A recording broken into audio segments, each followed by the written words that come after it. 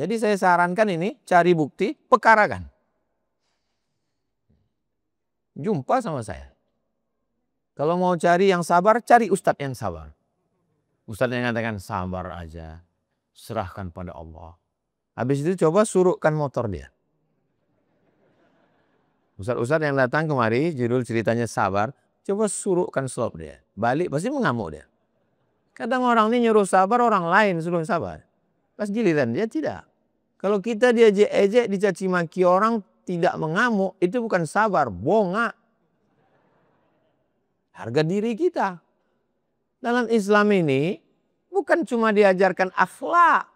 Dalam Islam ini diajarkan hukum. Kalaulah saya yang mengalami macam bapak ibu nih, diejek orang, diumpat orang, kalau sampai beritanya ke saya tuntut ke pengadilan. Kalau dia mencemarkan nama baik, bisa dibawa ke Polda. Pernah Ustaz buat? Pernah.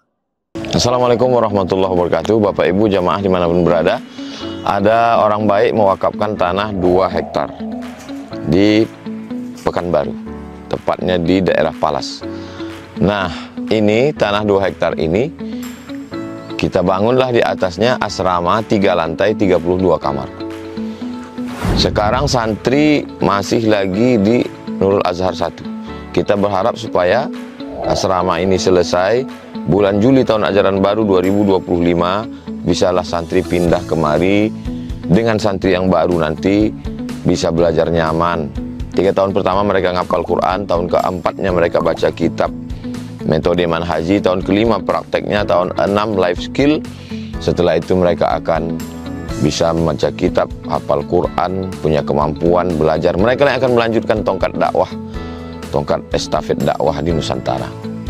Kalau kita bukan penghafal Quran, kita ingin dapat pahala mengalir sampai hari kiamat, mari kita support, kirimkan 2-3 sak semen, batu bata, kerikil. Hadiahkan pahalanya untuk almarhumah ibu, almarhum ayah kita dapat. Rezeki kita berkah, anak-anak kita soleh-solihah, keluarga kita sakinah, mawaddah, warahmah, dan pahalanya pun mengalir untuk mereka. Kalau kita tak mampu menyelesaikan bangunan ini semua, jangan putus asa, kita bersama-sama insya Allah kita bisa. Mari kita salurkan donasi melalui Bank Syariah Indonesia. Nomornya 147, 6-nya 7 kali, 6666666. Bank Rio Kepri Syariah 82011, 6-nya 5 kali, 66666. Atas nama Yayasan Tabung Wakaf Umat. Jangan lupa kode transfernya 0101. Di akhir nominal transfer, misalnya 100.000, 1000001. Konfirmasi transfernya ke WA. WA-nya 0852 8024 6060. Jangan lupa telepon hubungi 0852 6541 6060. Kalau ke Pekanbaru, jumpa Ustaz Somad, datang kemari. Silaturahim, tengok tanah ini.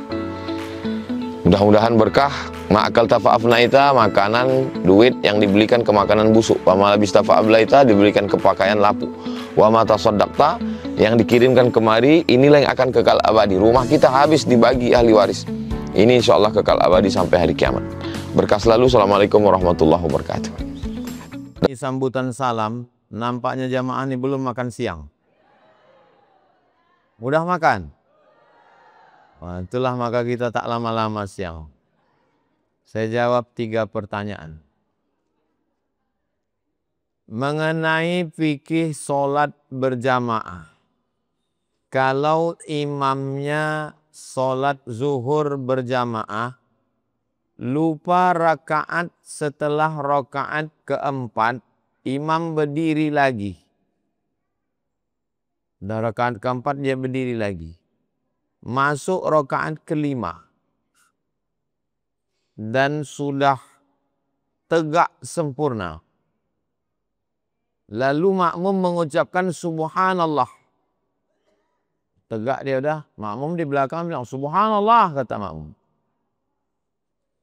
Namun imam tetap menyempurnakan rakaat sampai selesai.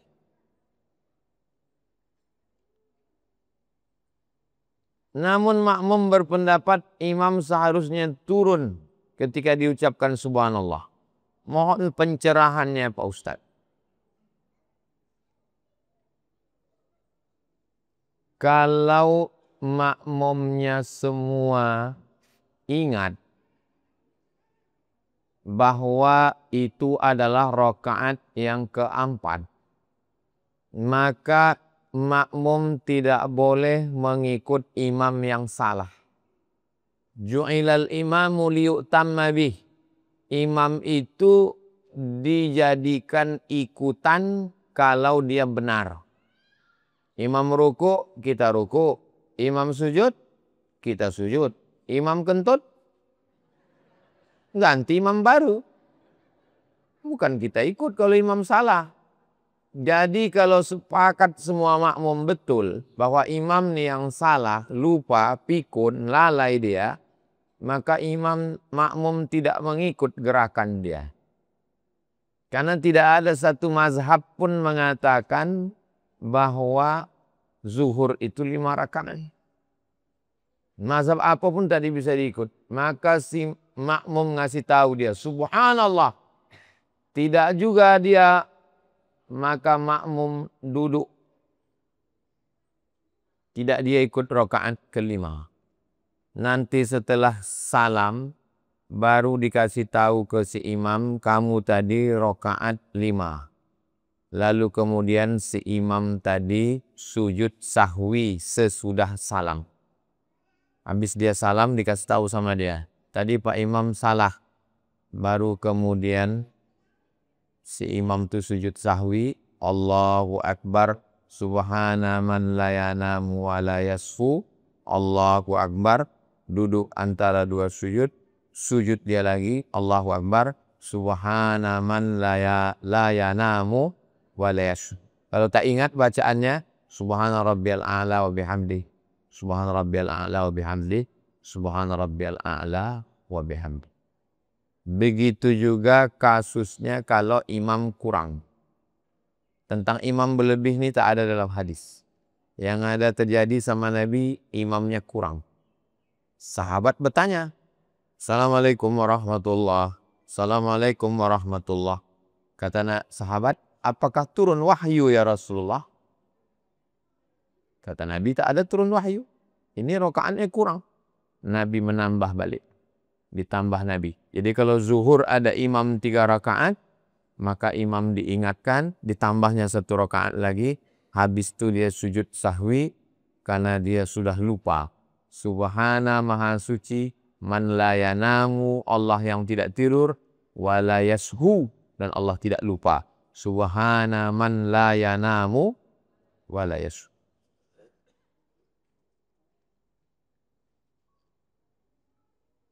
Kalau dalam sholat itu ikhtilaf. Nah, ini yang tak ada ikhtilaf. Zuhur 3 rakaat, tak ada ikhtilaf. Salah. Zuhur 5 rakaat, tak ada ikhtilaf. Salah. Tapi kalau dalam sholat itu ikhtilaf. Menurut Perti NU yang pakai mazhab Syafi'i, subuhnya berkunut. Menurut Muhammadiyah yang pakai majelis tarjih tidak berkunut. Nah, ini tidak sepakat. Maka ketika itu yang diikut adalah imam. Ju'ilal imamu liyu'tamma bih. Yang diikut imam. Misalnya imamnya orang Muhammadiyah. Rakaat kedua, Sami'allahu liman hamidah. Allahu Akbar. Makmum tidak mengatakan subhanallah karena imam bukan lupa. Karena memang dia pakai mazhab yang tidak berkunut. Jadi makmum ikut saja. Begitu juga kalau dibalik. Makmumnya orang Muhammadiyah. Tak pakai kunut. Imamnya orang Perti atau NU yang berkunut. Maka si makmum tinggal ikut saja. Allahumma hdina fi man hadait, kata imam. Tinggal dia angkat tangan. Amin. Wa afina fi man afait. Amin. Wa tawallana fi man tawallait. Amin. Wa barik lana fi ma a'tain. Amin. Wa qina bi rahmatika syarra ma qadait. Amin. Sisanya dia ikut baca.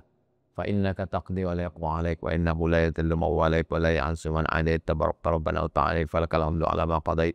Nastaghfiruka wa natubu ilaik. Wa sallallahu ala sayyidina Muhammadin nabiyil ummi wa ala alihi wa sahbihi wa baraka wa sallam.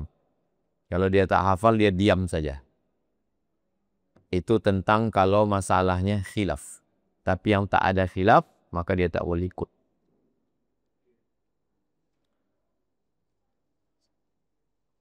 Ternyata, kertas kedua.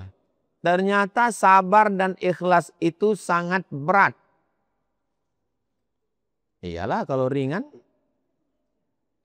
Karena berat itulah maka balasannya surga. Kalau ringan balasannya rantang sama kipas angin. Saya sudah diam, mengalah, bahkan menjauh. Tapi saya tetap menjadi umpatan saudara. Saya mau tanya Pak Ustadz, bagaimana caranya? Apa yang perlu saya lakukan supaya tetap sabar dan ikhlas menghadapinya? Saya kalaulah saya yang mengalami macam bapak ibu nih, diejek orang, diumpat orang, kalau sampai beritanya ke saya tuntut ke pengadilan. Kalau dia mencemarkan nama baik, bisa dibawa ke Polda. Pernah Ustadz buat? Pernah. Lapor saya ke Polda Jalan Sudirman. Pak Polda, saya dicemarkan nama baik. Ini buktinya. Dicoret-coretnya muka saya di Facebook. Saya print, saya tunjukkan. Kata Pak polisi di kantor Polda, nanti Ustadz di BAP kemari. Tak apa-apa. Nanti jadwal ceramah Ustadz terganggu. Tak masalah. Datang saya di BAP Polda. Habis itu dibawa ke kantor kejaksaan. Datang saya, 2 kali saya datang. Yang mengejek itu tak datang, mencret. Jadi kalau saya lah digini-ginikan orang, ada buktinya. Tapi kalau dia cuma cerita, ngomong-ngomong ke tetangga itu tak bisa. Karena tak ada bukti. Tapi kalau dijelekkan foto kita dicoret, kata-katanya tak baik, di internet, di screenshot, atau di grup WhatsApp, merugikan, pencemaran nama baik, fitnah, masuk. Ada orang memfitnah saya, pengacara. Saya lapor ke Pradi, Persatuan Pengacara Indonesia. Kena skor 6 bulan. Kena tuntut duit. 2 kali dia kena. 6 bulan dia tak bisa berperkara. Duitnya habis. Jadi saya sarankan ini, cari bukti, perkarakan. Jumpa sama saya. Kalau mau cari yang sabar, cari ustadz yang sabar. Ustadz yang mengatakan sabar aja, serahkan pada Allah. Habis itu coba suruhkan motor dia. Ustadz-ustadz yang datang kemari, judul ceritanya sabar, coba suruhkan slop dia. Balik pasti mengamuk dia. Kadang orang ini nyuruh sabar, orang lain suruh sabar. Pas giliran dia tidak. Kalau kita diejek-ejek, dicaci maki orang tidak mengamuk, itu bukan sabar, bongak. Harga diri kita. Dalam Islam ini bukan cuma diajarkan akhlak. Dalam Islam ini diajarkan hukum. An-nafsu bin nafsi. Kalau dihilangkan nyawa anakmu, lakimu, binimu, hilangkan juga nyawa dia. Al-ainu bil aini. Kalau dicucuk biji matamu, cucuk juga mata dia. As-sinnu bis sinni. Dipatahkannya gigimu, patahkan juga gigi dia. Al-anfu bil anfi. Dipotongnya hidung kau berdarah, potong juga hidung dia. Anak saya, keponakan saya ajarkan bersikap. Jangan mau dibuli. Jangan mau diejek. Libur sekolah. Ponakan saya yang sekolah di Bogor, yang sekolah di Kampar sekolah, saya panggil. Ada kawan di kelas ngejek-ngejek? Tak ada. Kalau ada ngejek, tumbuk hidungnya. Anak saya belikan sarung tinju di rumah. Samsak 1, sarung tinju 1. Ada di rumah. Kalau bapak datang ke rumah saya tunjukkan. Tinju. Saya pun ditinjunya. Bilang jangan, aku ayah kau, jangan kau tinju. Jangan ajarkan anak-anak kita diam. Karena manusia ini sifatnya ada orang diletakkan di atas pentas. Dibuatkan pentas, satu orang diletakkan di atas pentas duduk. Datang kelompok pertama memuji-muji. Oh cantiknya, Datang kelompok kedua memegang-megang, megang mata. Datang kelompok ketiga mengkacau-kacau rambut. Sifat manusia, sekali kita tak melawan, dikasih hati minta jantung. Jangan ajarkan anak-anak kita lembek. Ajarkan dia bersikap. Saya tak mau jamaah ini menjadi jamaah yang bodoh, dihina, diejek, dicaci maki, diam. Ajaran Islam adalah ajaran yang tegas. Setelah dilaporkan, dipanggil, dihukum, habis itu kita maafkan. Ustaz maafkan, saya maafkan. Tapi proses hukum tetap berlanjut. Saya mau tanya Pak Ustadz, gimana caranya supaya saya sabar dan ikhlas?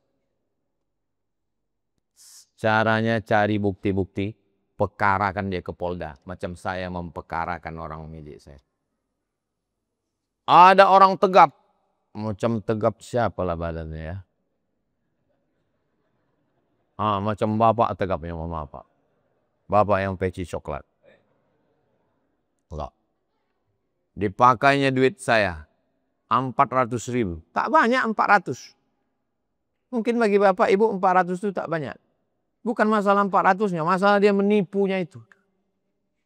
Teleponnya tiga tak mengangkat. Terjumpa, tersobok jambo di kantor rektor UIN. Tersobok. Mbok sabi, mana duit 400.000?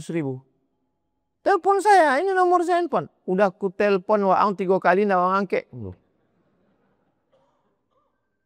Kau bayar hutang kau 400.000, ku tunggu sampai hari Selasa.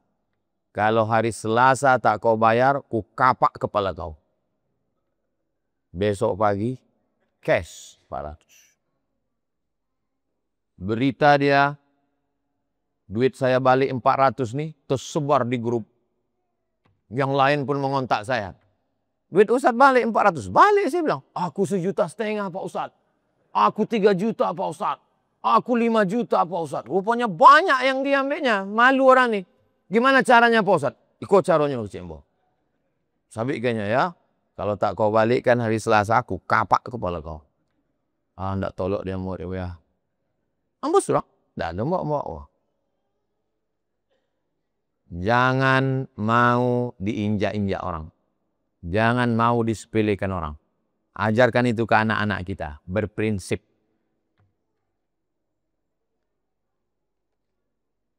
Hukumnya tukar-menukar uang pada saat menjelang Lebaran. Yang punya uang receh minta dilebihkan dengan alasan untuk jasa penukaran. Emas dengan emas, perak dengan perak, gandum dengan gandum, kurma dengan kurma, garam dengan garam. Kalau dia sejenis berlebih, maka lebihnya itu riba. Emas dengan emas, perak dengan perak, gandum dengan gandum, kurma dengan kurma, garam dengan garam. Kalau berlebih, kita tukar nih. Lebih, maka lebihnya itu adalah riba.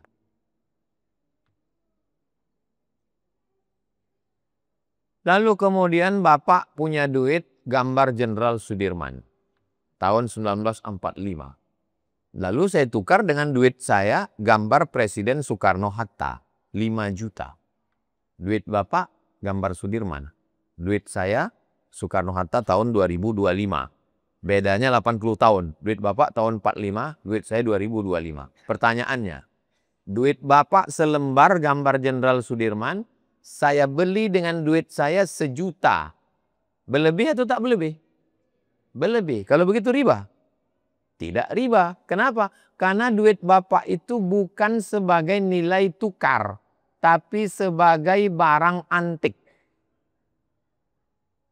Duit Bapak itu sebagai barang antik, bukan nilai tukar. Nah, duit lama dengan duit baru itu sebagai barang antik atau nilai tukar? Sebagai nilai tukar.